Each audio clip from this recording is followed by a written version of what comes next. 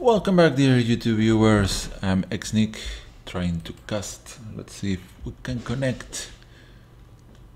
Oh, what's going on? Please give me some line. You. Alright, here we are. Self-improvement. Yeah, let's get a more rewarding quest. And let's go. I'm still not completely recovered from my cold. Let's jump into our deck for today. It's going to be this one. It's similar to the last one I showed you. The idea is to use very mana intensive spells in the most dramatic ways, such as the Walking Ballista, and having some form of ramp. But in this deck we are going for blue and red colors only, so we don't have green. Therefore our ramp is going to be by the hands of cards like Cultivator's Caravan, Seer's Lantern, and later on maybe the Meteorite. Of course, Chandra helps. We are running Yulamog, Thopter Spike Network, Mechanized Production, Padim, Sahili, Fevered Visions, Jury and Ruin, Take Inventory, and Dramatic Reversal. So we want to draw lots of cards. Without access to green, we are missing the ramp spells and most importantly actually life gain aspect, but we have the Inventor's Fair, so we should be able to sometimes gain a few life, but this version without green has much more draw going on, so we should be getting to our important cards faster.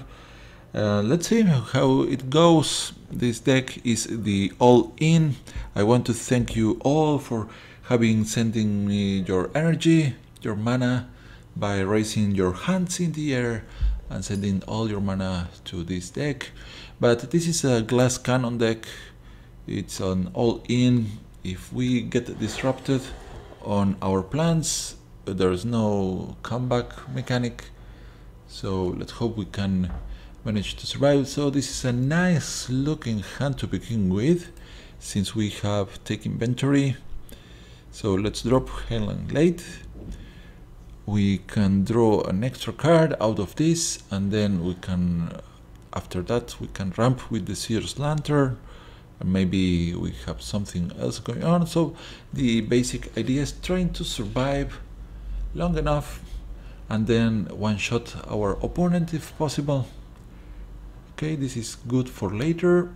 Let's go with the draw.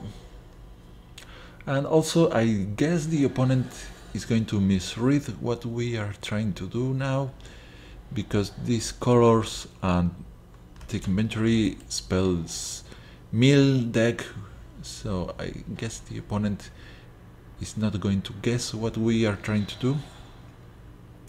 So these lands here are a bit awkward because both enter tapped, and that's another downside of not having green. Now we don't have the option to drop more lands than usual. So let's go with Inventor's Fair and Seer's Lantern, and now the opponent might be thinking that we are going artifacts, so it's partly true. Not completely wrong, but okay, let's see. This one hits with haste and lets the opponent discard, so Eldrazi's Ingest, so hopefully the opponent does not exile something very important from our deck, and this can let the opponent use Madness cards. Pretty scary, if I may say so. This is going to be hard. So here we can okay, the Invoker is not going to survive but we have another one for later, so let's develop the Ephemeral and the Invoker. So maybe later we are going to be attacking with this land. But so far we have a 2-3 that is not much to black removal whatsoever, but let's see what happens now. So I would prefer the system not tapping the colored lands, because that gives some information to the opponent about what we can do or what we can't do. Another one of these. So if the opponent happens to cast a huge number of spells at the same time, we are going to be in trouble, and we now have 2 dramatic reversals.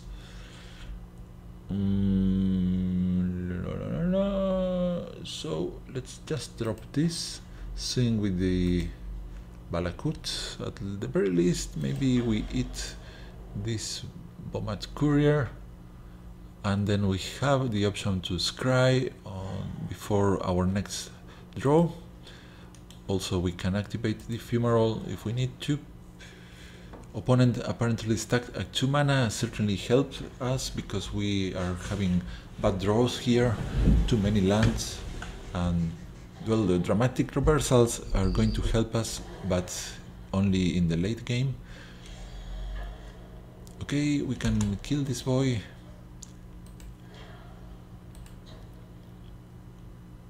Aha! It's a trap! We take care of this, and there goes all those cards we did. And most importantly, we stop the opponent from using Madness in the future. But now we are at 12 life points. So this could be interesting. We're getting closer to being able to activate the Invoker. So let's attack first and see what happens.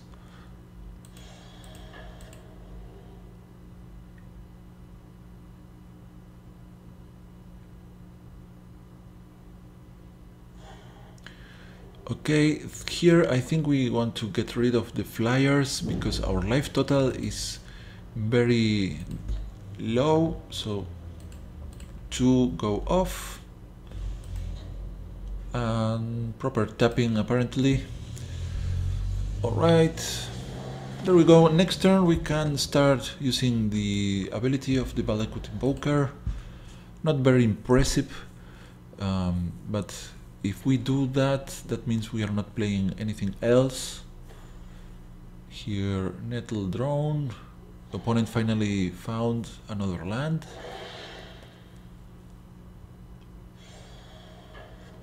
Okay, this one can ping, but the opponent has to cast some colorless spell.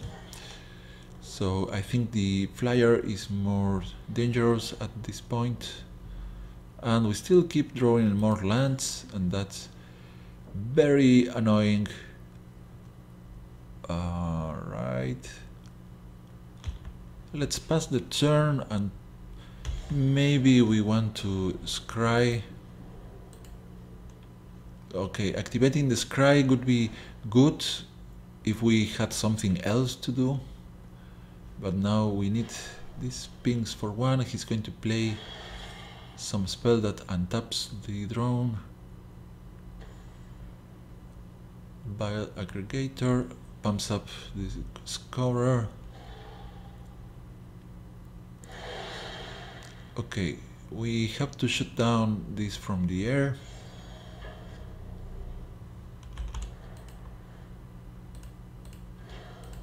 There we go. Bon voyage, and he's going to tap this. Okay, so be it. Now this guy has ingest, and we don't like ingest, especially since now that we have drawn so many lands. Oh, what? When is our good stuff going to appear? What is this egg? Is these cards on lands? What are we going to do here?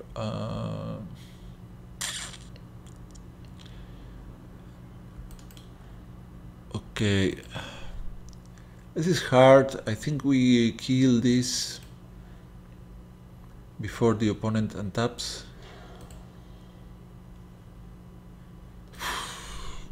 Okay, so many lands, that's not funny. Good thing if we find another, perhaps take inventory, we are going to be very happy. So the only reason that we are not yet dead is because the opponent got mana screwed, and otherwise our draws have been pathetic. Let's see if the opponent has something impressive. Okay, a vehicle, very good combination with this deck, but unless he crews, this doesn't get the bonus. And okay, let's block this because ingesting we don't want. Bombardment, finish off the Boker, but we don't want the ingest. Take inventory. All right, let's shoot this one first. We could scry before, but I think that we want the mana for the Fumarole. Okay, Fevered Visions, that's relief. Therefore, we are going to tap you, please. We don't want to scry today. And Fevered Visions. Okay, shoot. Okay, the Fumarole. It's not going to block that one, I guess. So let's start reducing the life from the opponent so it's in range of our Fall of the Titans. Before, so we don't have too much time. If the opponent finds creatures that can crew this guy, we are on a very short clock. But now our opponent is at 12, and maybe Fevered Visions help us. Another land, all right. Mana Flood. Okay, so okay, this is bad, but now this can be crewed. Hits us for 4, plus this with the ingest. So we die. No, and we can't block here. So yeah, a stream of lands was our demise. Despite the opponent having been screwed at the beginning, if you only draw lands, there's not much you can pull out, at least not in our deck. Actually, in the other variation of this ramping scheme, drawing lands is not that bad because we have plentiful of landfall triggers. So let's see if now we can do something that can apply all that pressure that we want. So a safer plan, a safer play was to use the whatchamacallit, the spell to kill the Bile Aggregator, but even if I have done that, we die in 2 turns and we get rid of one of our win conditions. So yeah, we try to pressure the opponent. Maybe holding back the Balakut would have been a better plan. Now this is ramping that we want. Now if we can only find something to draw us more cards, we are set. The Thopter Spy Network will be ideal for us. And blue, so we have to dodge the counter spells. But I don't think the opponent wants to counter this artifact. Maybe. Evolving Wilds goes black or green. What did you say? Another blue. Huh, another blue. That's quite interesting. All right. So If the opponent runs Sphinx's tutelage, Fevered Visions is pretty much a suicide, but he has white. What are the chances of him running Fevered Visions? So let's think. If I ramp this turn, then we have 5 for next. Yeah, no, let's go Fevered Visions here. I was thinking, okay, scatter to the winds. He doesn't like Fevered Visions.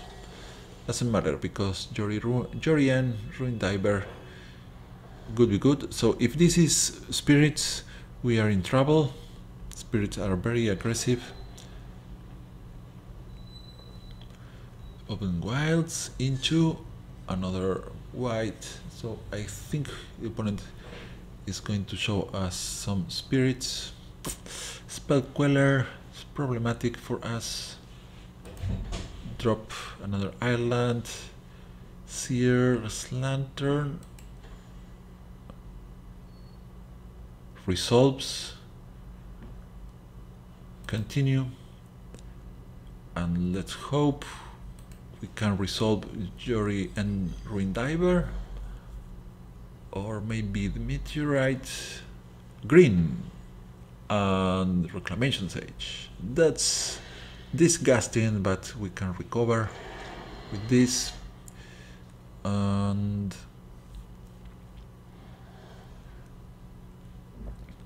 okay, I think here no, so the order is not going to look fine here. Let's do this. Shoot down the Sage. So we've lost 2 important cards now, but we maybe can recover from this.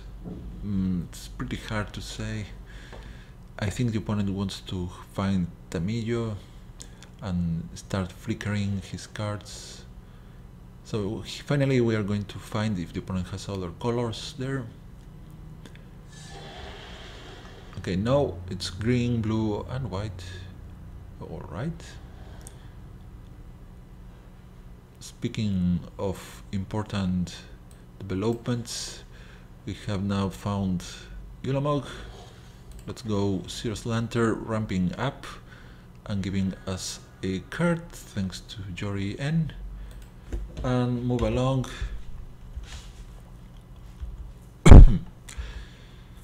So mechanized production would be interesting. Reflector Mage, well, we don't mind too much. Unless the opponent runs another counter spell, we should be fine. But the opponent might be running his very own Yulamog.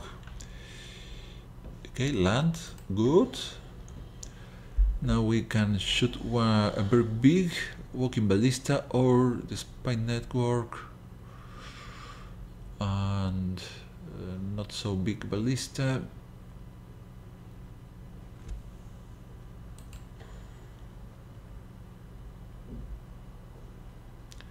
Let's see what happens here, because we have a second Ballista in hand. I use my first one and try to move with this, and maybe that gives the opponent something to be scared of. And if he has another Reclamation Sage, well, it's going to look awkward here. We take the hit. We can charge our Ballista to kill the Reclamation Sage or Thing in the Ice even.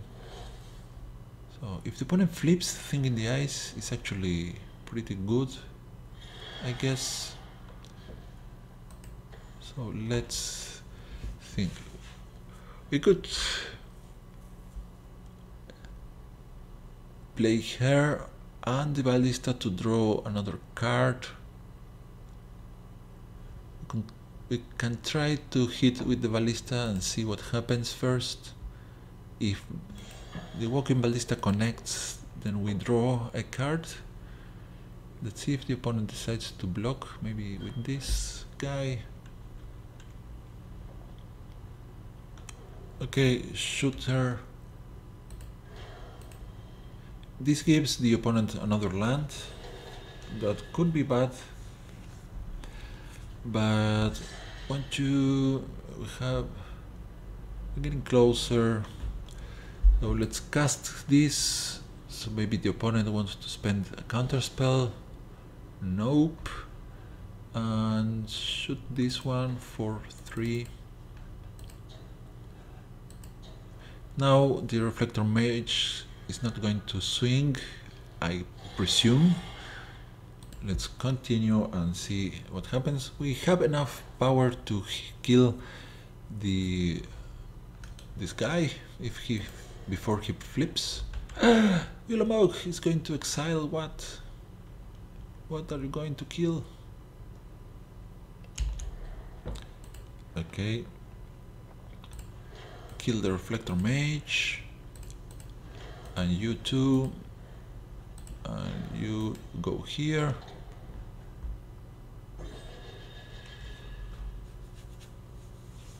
Alright. We lose the spy network, but that's not actually that bad because we have our own Ulamog, the best answer to the opposing Ulamog. Go either have, give us another energy, and goodbye. And the opponent is going to leave the game, I assume. So predictable. Alright, continue playing. What do you think, guys? Let's do. Please let me know in the comments if you think I should have left the game. But let's just see how this develops. Still, it's going to take some time to finish off our opponent, but certainly our Walking Ballista is going to help us. Right, land, and what now? Alright, so this is going to give us some life back. We are going to recharge the Ballista. We could save mana for scrying, but at this point I don't think it's worth. So we are ready to swing for 16, and we eat almost half of the opponent's library. We can take a peek on what's going on here. Bardic Water Veil, that's very nasty. Swiftbill Aerie, Spire Patrol, Mirror Shepherd, Kiora, Tragic Arrogance. So a pretty heavy control deck, but we defeated the beast. So if the opponent has Crash of Tentacles, that could be bad, but not that bad. Pills of Mirasa is going to fetch the Reflector Mage and bounce the Ulamog, but it's still not going to be enough to stop us. We can cast Ulamog the other turn, but that gives the opponent some life too.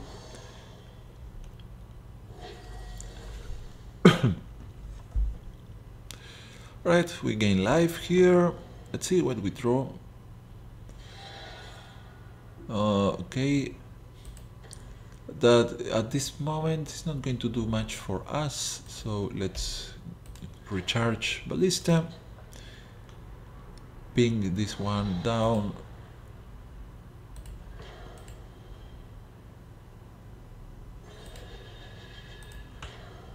Kamehameha!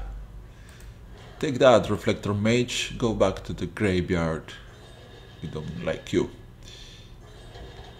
So we can pay 4 to gain an additional point of damage here, but now I think it is worth at this point to do a scry, so we don't stop drawing lands maybe. Let's wait until the next turn. I mean, when the opponent, maybe we need to charge the Ballista. We don't know yet, so we wait. Nissa. Well, are we afraid of Nissa? Maybe a little bit. but we have the Ulamog for next. But what if the opponent finds a counterspell? So let's kill Nissa just because that it means the opponent gets to find more cards, and a counterspell could kill the Ulamog, and we don't want that happening. So that's the end of our Walking Ballistas. But now we found take inventory, and we can do this before.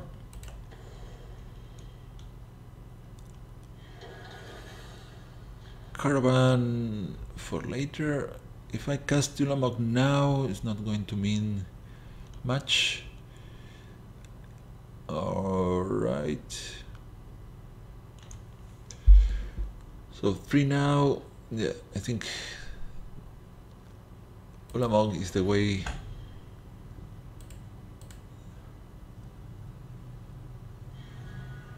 Another Caravan. A little late to the party here because we already have this.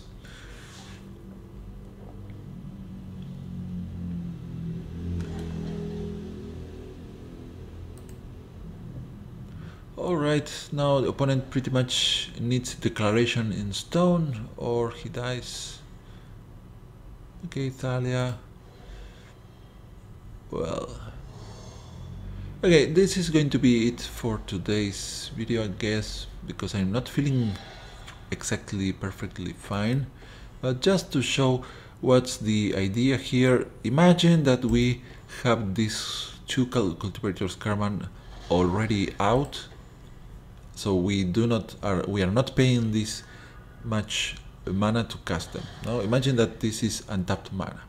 So then we tap here for more mana, maybe blue, maybe red, or maybe some other color. Then we tap this one too, and why not the meteorite?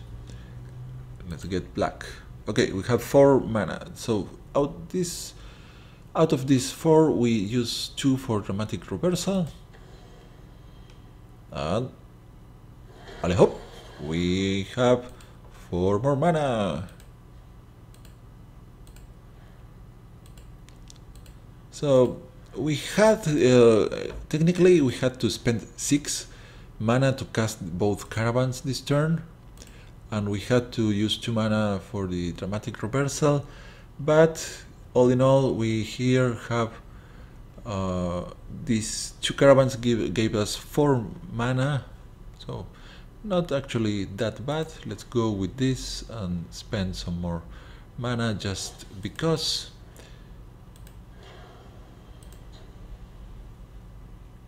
We could scry before drawing, but let's instead draw more times. A meteorite could be fun. Let's drop you. And here we sing for almost victory, but Ulamog eats the rest of the library from the opponent, so the opponent loses on the upkeep when he has to draw and is unable to do so. So GG.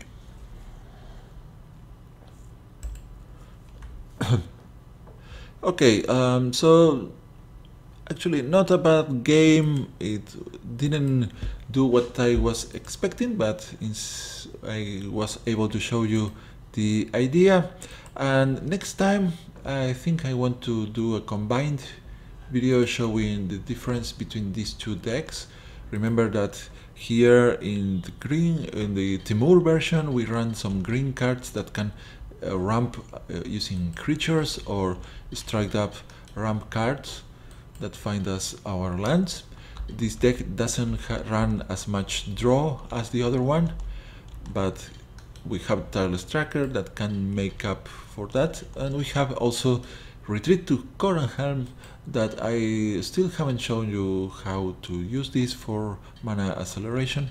So I think next time it's going to be a mixture of both decks and trying to find some more victories out of them.